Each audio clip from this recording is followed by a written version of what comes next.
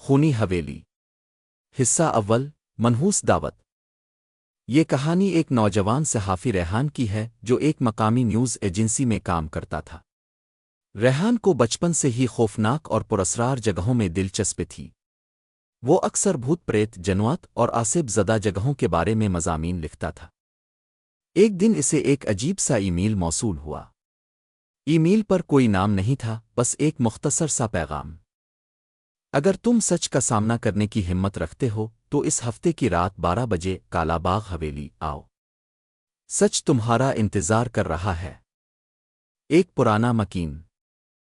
ریحان چونک گیا۔ کالا باغ حویلی یہ وہی جگہ تھی جس کے بارے میں کئی افواہیں گردش کر رہی تھیں۔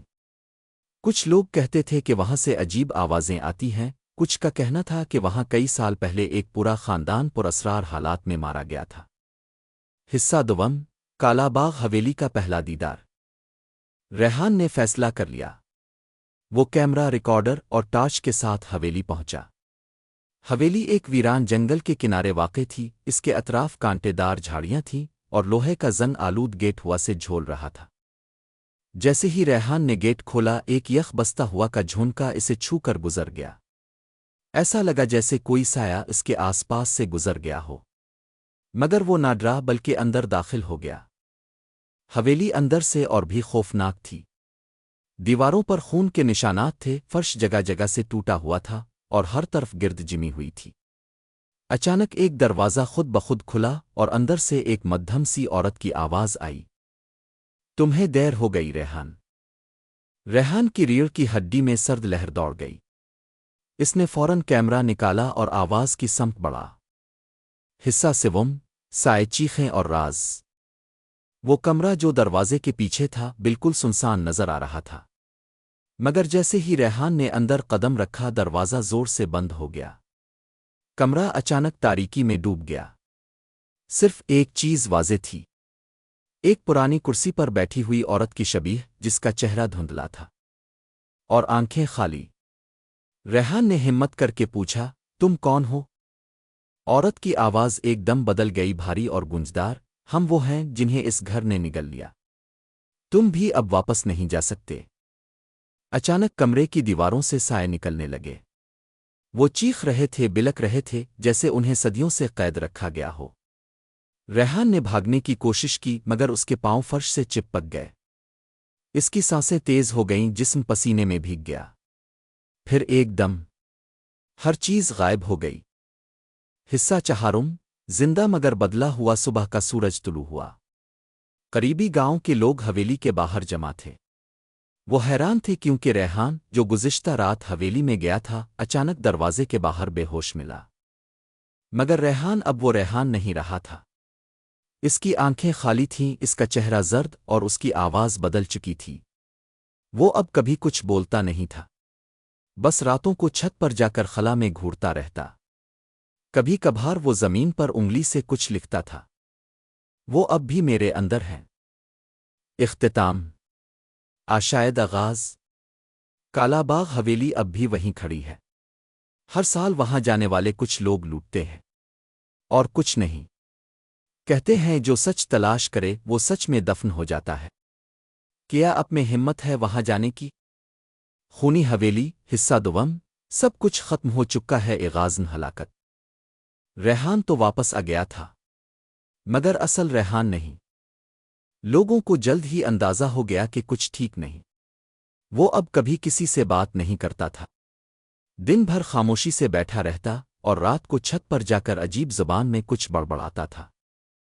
ایک رات گاؤں کے دو نوجوان فہد اور عاقب جو خود کو بہادر سمجھتے تھے حویلی کی حقیقت جاننے نکل پڑے۔ ان کا کہنا تھا ریحان پاگل ہو گیا ہے، ہم جا کر دیکھتے ہیں کہ اندر اصل میں ہے کیا۔ وہ دونوں آدھی رات کو حویلی کے اندر گئے اور اگلی صبح صرف عاقب واپس آیا، لہولہان کپڑے پھٹے ہوئے اور چہرہ ایسا جیسے وہ کچھ ایسا دیکھ آیا ہو جسے کوئی انسان برداشت نہ کر سکتا ہو۔ اس کی زبان بند تھی۔ ڈاکٹروں نے دماغی حالت شدید صدمہ قرار دی، مگر جب رات ہوئی تو وہ پہلی بار بولا، ریحان اب ریحان نہیں ہے، وہ کچھ اور ہے۔ اور وہ ہمیں بلا رہا ہے ریحان کا اصل روپ۔ اگلی رات گاؤں کے ایک بزرگ مولوی صاحب مولانا کریم شاہ نے اعلان کیا کہ وہ خود ریحان سے بات کریں گے۔ انہوں نے گاؤں کے چند افراد کو ساتھ لیا اور ریحان کے گھر پہنچے، مگر جب دروازہ کھلا تو اندر صرف اندھیرا تھا۔ ریحان کمرے کے کونے میں بیٹھا تھا، سر نیچے جھکا ہوا۔ مولانا نے بلند آواز میں پوچھا، کیا تم ریحان ہو یا کوئی اور؟ ریحان نے آہستہ سے سر اٹھایا اور اس کی آنکھوں سے خون بہنے لگا۔ پھر اس کی زبان دو شاخہ ہو گئی جیسے سانپ کی، اور اس کی آواز بدلی ہوئی، نہ مردانہ نہ زنانہ، بلکہ جیسے سینکڑوں آوازیں اکٹھی بول رہی ہوں۔ ریحان مر چکا ہے، اب ہم ہیں، تم سب ہمارے ہو، قربانی مکمل نہ ہوئی، وہ واپس آئے گا۔ پھر ایک زوردار دھماکے سے ساری لائٹیں بجھ گئیں۔ جب روشنی آئی تو سب لوگ فرش پر بے ہوش پڑے تھے، اور ریحان غائب تھا۔ خونی حویلی کی لعنت۔ ریحان اب ہر رات مختلف گھروں کے باہر دکھائی دیتا۔ جو اسے دیکھتا وہ اگلے دن اتو پاگل ہو جاتا، لاپتہ۔ پورے گاؤں پر خوف طاری ہو گیا، لوگ ہجرت کرنے لگے۔